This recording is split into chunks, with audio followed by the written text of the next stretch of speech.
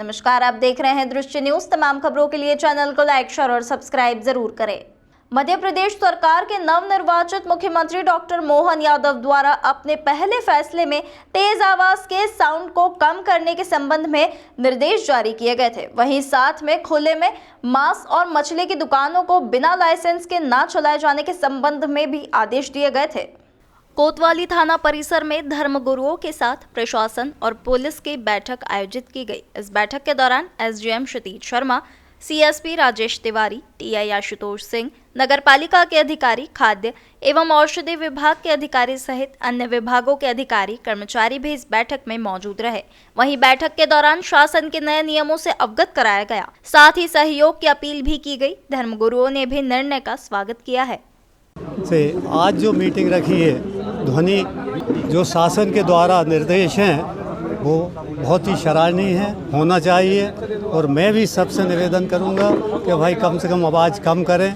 DJ वाले भी चाहे अपने माइक लगे हों, यदि 2 से ज़्यादा लगे तो उतारें। इसके लिए धन्यवाद और शुभकामनाएं कि इसमें सफलता मिले।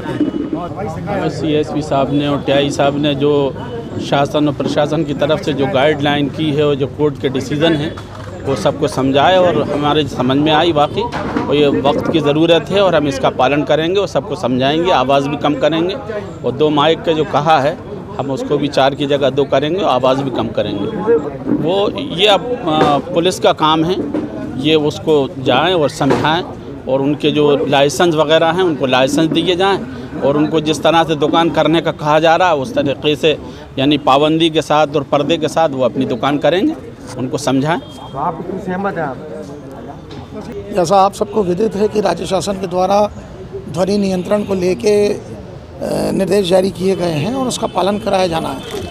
इस संबंध में आज सभी धर्मगुरुओं को, सभी सामाजिक संस्थाओं को और जिन जिन लोग स्टेक होल्डर्स हैं सभी को बुलाकर आज उनसे चर्चा की गई है और उनको शासन की मंशा से भी अवगत कराया गया और हमने उनसे सहयोग की अपील की है कि यदि हम स्वयं अपनी तरफ से ऐसा प्रयास करेंगे तो अपने आप ही कोलाहल पर नियंत्रण भी होगा और बच्चों को, बुजुर्गों को, वृद्ध लोगों को, बीमार लोगों को तकलीफ नहीं होगी।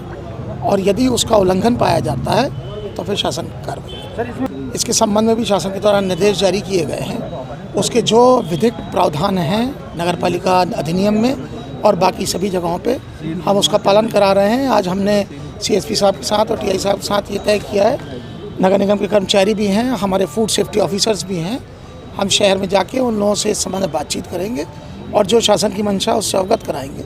यदि वो उन नियमों का पालन कर लेते हैं तो अच्छी बात है, अन्यथा उनके विरुद्ध फिर कार्रवाई की। अभी जो शासन का नया निर्देश प्राप्त हुआ है कि धार्मिक स्थल एवं अन्य जो ध्वनि विस्तारक यंत्र से संबंधित वस्तुएं हैं उनको जो नियम है, नियम के अनुसार ही उनका उपयोग किया जाए।